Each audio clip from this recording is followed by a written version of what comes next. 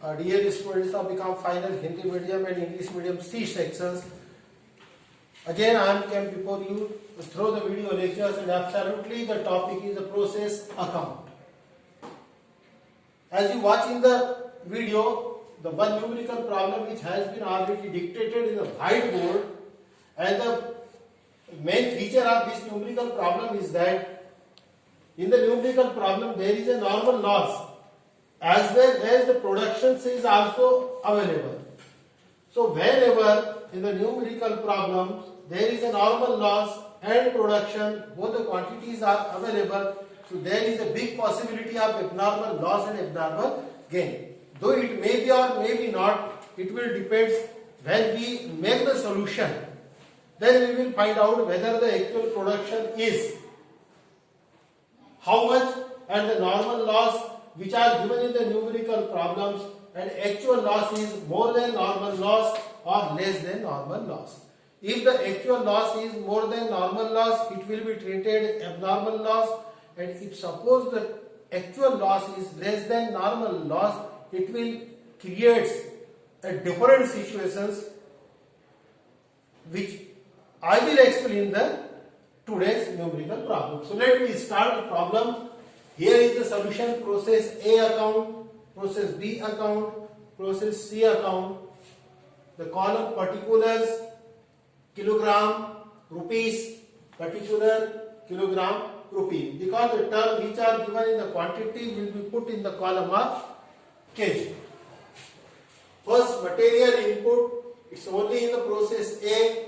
The quantity is 15,000 kg. So here is the 15,000 kg. And look here, the rate of materials per kg is rupees 10. So it will be multiplied by rupees 10. So it will be rupees 1,50,000. So the material is over, rate of material is okay. Now the wages 1,50,000. Wages rupees 1,50,000. Then manufacturing expenses. Manufacturing expenses, it is rupees 1 lakh. There is a indirect expenses. Indirect expenses in the process A is equal to 62,000. Further, there is a no extra expenditures are there. Next term is normal loss. If we take in the credit side, normal loss 4% of input. So the 4% of input, it means 4% of 15,000 is equal to 600. And moreover, here is the one another word, the sale of normal loss scrap is equal to in the process A rupees 15 per kg. यहाँ पर ये जो normal loss 600 निकला है, ये sold भी हो रहा है at the rate of rupees 50. Therefore, the value would be rupees 30. Now, as usual, if 15,000 units are introduced in the process A, and if the normal loss is 600, therefore the production should be 14,400. But you observe the numerical problem, there is a quantity of production is also available, which is not 14,400, it is 14,300. The production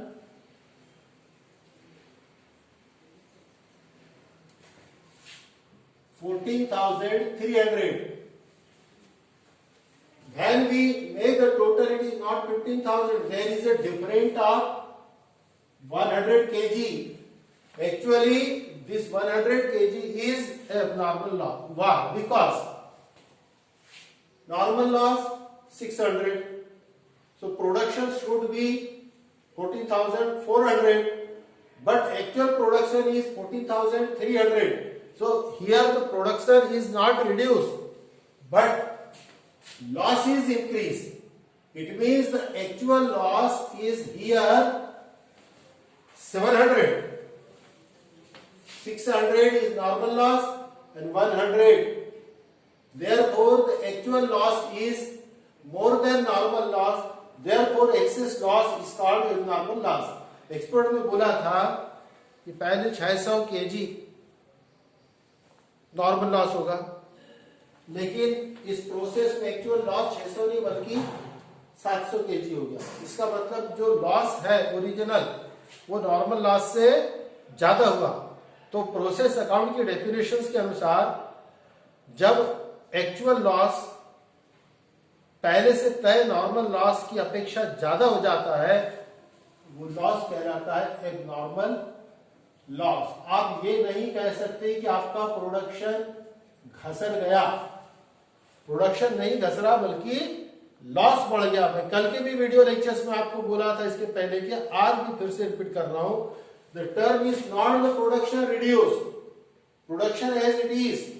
वो तो depend करता है कि आपने जो raw material introduce किया था उस पर लॉस कितना आया, तो बचा हुआ प्रोडक्शन होना चाहिए जो यहाँ 14,400 होना था लेकिन 14,300 है।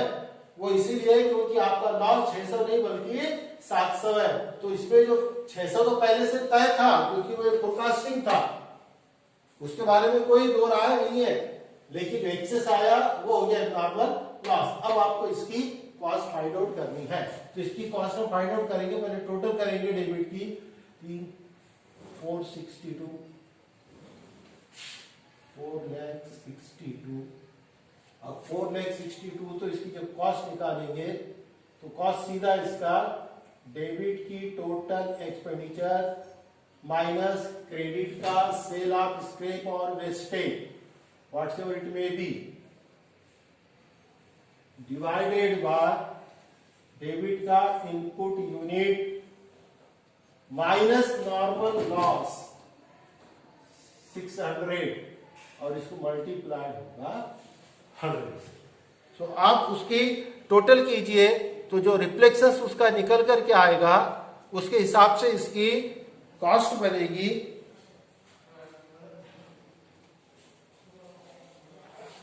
462 माइनस 30,000 डिवाइडेड बाय 15,000 माइनस 600 और इसको आप मल्टीप्लाई कीजिए 100 से, तो आपका इक्वेशन से निकल करके आएगा 462 का मतलब ये हो गया 4,32,000 डिवाइडेड बाय 14,400। कैलकुलेटर के हिसाब से इसका कैलकुलेशन से निकालना होगा आपको। 432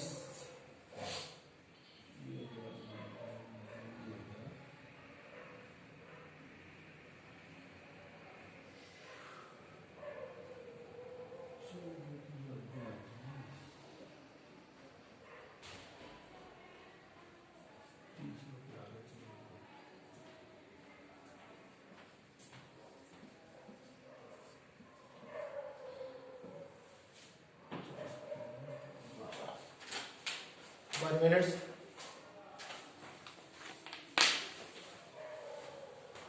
कैलकुलेटर्स टोटल कर लेता उसकी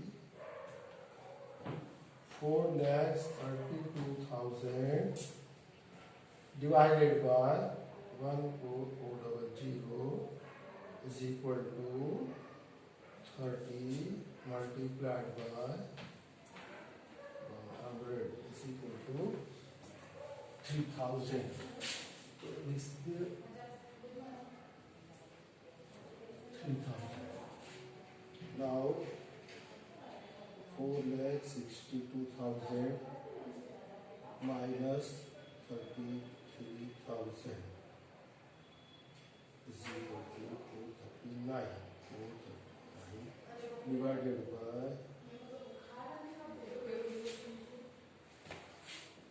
429.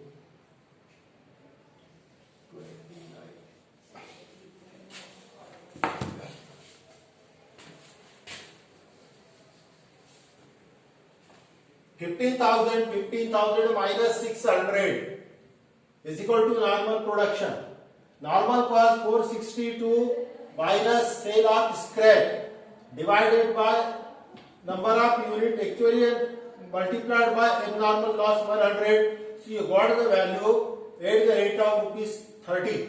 तो 30 into 100 ये 3000 इसकी कॉस्ट आई और ये प्रोडक्शन से transfer to process B. Now from process A account, process A से कितना आया 14,300, cost 4,29,000. Now here material process B में नहीं है, डायरेक्ट वेजेस है, वेजेस है, देन मैन्युफैक्चरिंग एक्सपेंसेस है, then indirect expenses. Wages rupees 1 lakh, manufacturing expenses 1 lakh, indirect expenses 50,000. The normal loss. Again here is the 4% of which amount 14,300 is equal to 4 3 12 4 4 16 17 4 1 4 5 572. Look here the 4% of input. And it is always sold at the rate of rupees 50. So 50 के rate से उसको sold कीजिए, आपका calculation निकलेगा 572 55 में 10 30 89 के 5 7 35 36 3 25 25 28,600. Now production. Here is the productions are given 13,828. 13,828. Now look here. The situations are opposite than the process A. 14,300 you have introduced in process B, out of which 572 are normal loss.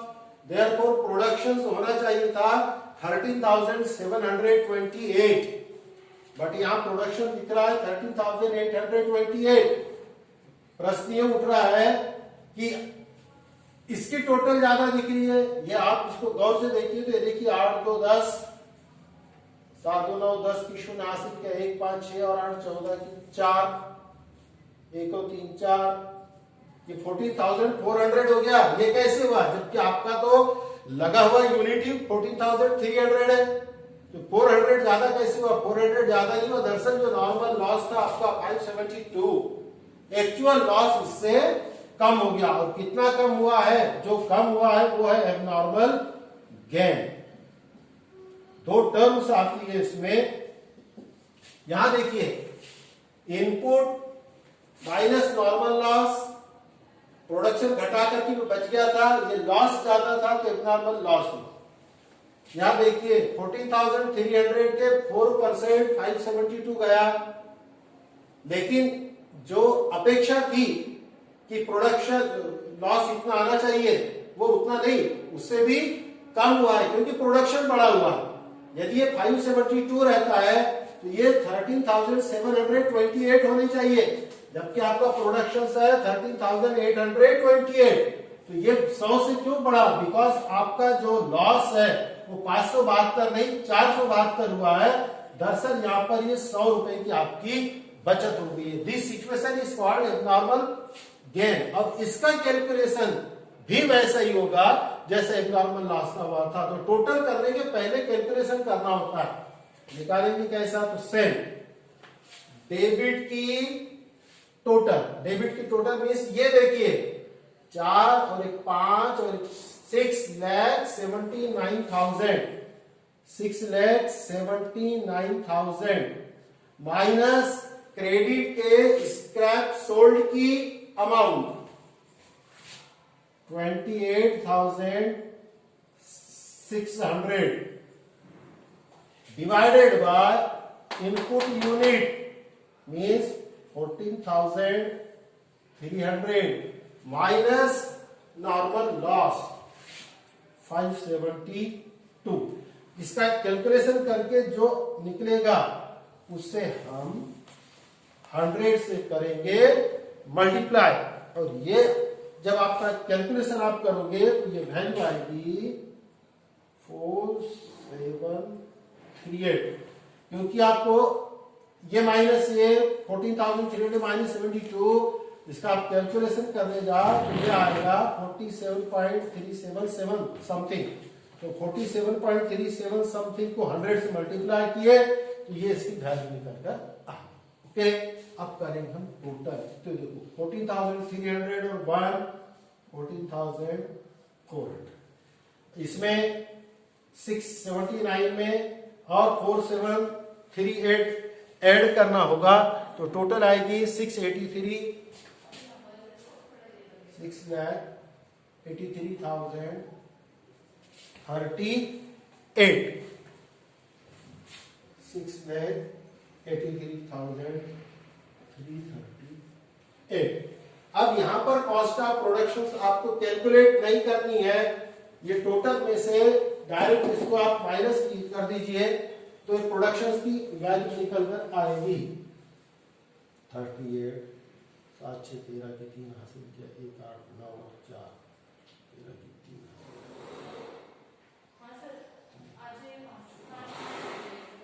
654 655 138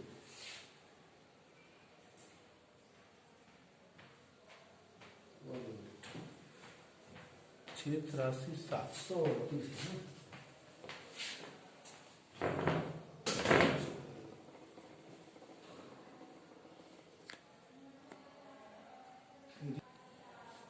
तो जो total I यहाँ पर 14,300 plus 100 abnormal loss is equal to 14,400। Now look here in the credit side, the total of normal loss and production is now matching the 14,400. Now the total is, it's already the 6,79,000 plus cost of abnormal gain 4,738. Therefore the total of debit 6,83,738 minus cost of sale of scrap. So we got the value of cost of production. Transfer to process C at the rate of। Moreover इसमें आपको सबसे खास बात जो समझनी है वो ये है कि चाहे एबनॉर्मल लॉस हो चाहे एबनॉर्मल गेन हो, जो एबनॉर्मल लॉस का पर केजी रेट आएगा, जैसे यहाँ 30 आया 30, तो ये प्रोडक्शन ट्रांसफर टू प्रोसेस भी ये भी एट द रेट ऑफ ₹30 है, आप कैलकुलेशन कर लीजिए। यहां पर एबनॉर्मल गेन इसका पर यूनिट पर केजी रेट कितना आया था 47.37, ये आप इसको चेक कर लीजिए, इसका रेट भी 47.37 है। Both should be the common. आपका प्रॉब्लम सही है कि गलत है वो पता कब चलेगा, जब एबनॉर्मल लॉस और प्रोडक्शन दोनों के पर यूनिट कॉस्ट आप निकालोगे, यदि वो डिफर आ रही है इसका मतलब आपके गणित में कहीं फर्क है। सिचुएशन व्हाटएवर इट में भी, एबनॉर्मल लॉस हो चाहे एबनॉर्मल गेन हो, the per unit cost of abnormal gain will be reflected in the per unit cost of production. Now the process C. First transfer from process B 3,828 kg at the rate of 6,55,138. Now numerical problems को consider करना है। The other material is given in the process C. Other materials 172 kg at the rate of ₹100. It means 17,200.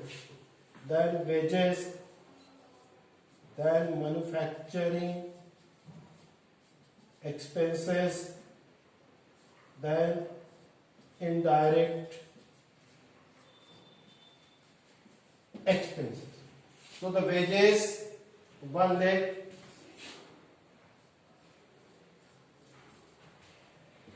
then manufacturing expenses 50,000, indirect expenses 27,662. Now the normal loss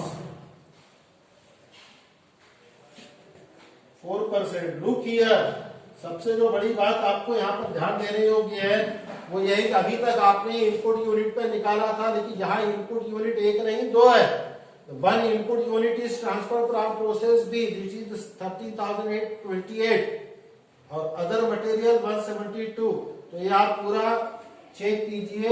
therefore 14,000 is your input. 14,000 के 4% 560 kg. 14,000 के 4% 560 kg at the rate of ₹40 sold हो रहा है. 4 4 24 की 4 80 के 2 4 5 20 और 2 22 22,400. फिर production दिया हुआ है. प्रोडक्शन प्रॉब्लम में दिया है 13,340.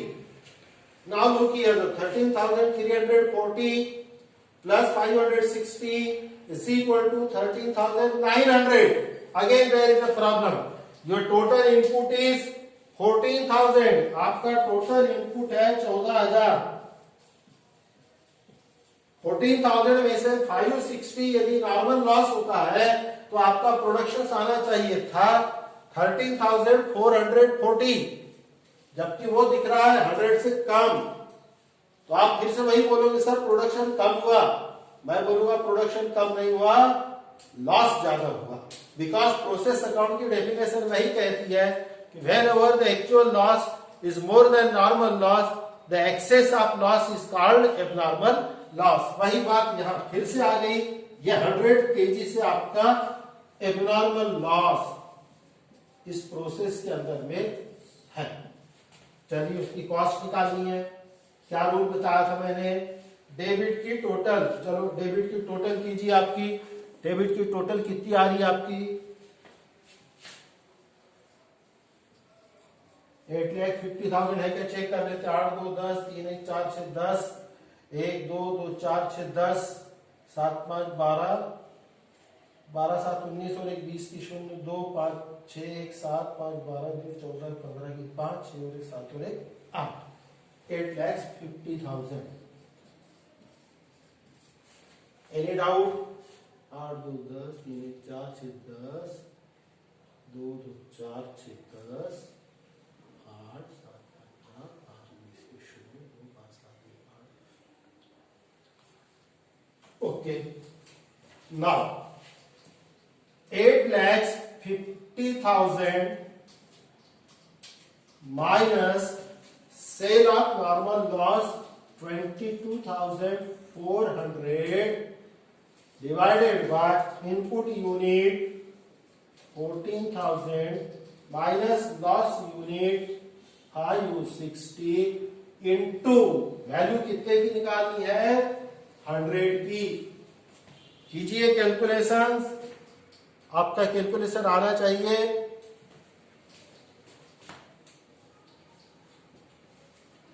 ये एट द रेट यहां पर ₹61,580 आ रहा है. आप इसका कैलकुलेशन करो.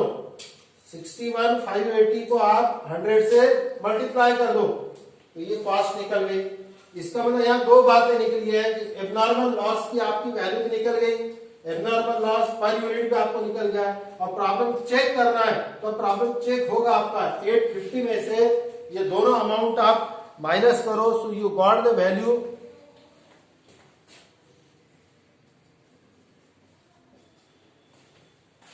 8 2 10 की 80 के 1 और 4 5 5 10 4 1 5 4 9 1 10 2 1 3 1 4 6 10 2 1 3 2 5 2 2 4 1 5. ओके ये हो गया. ठीक है. 8 21 420 42। अब आप इसको 13,340 से ट्रांसफर करके देखिए, transfer to go down because the process is over and at the rate of rupees 68.58। आप 821 442 को 1330 से मल्टीप्लाई कीजिए, यू गॉट द वैल्यू।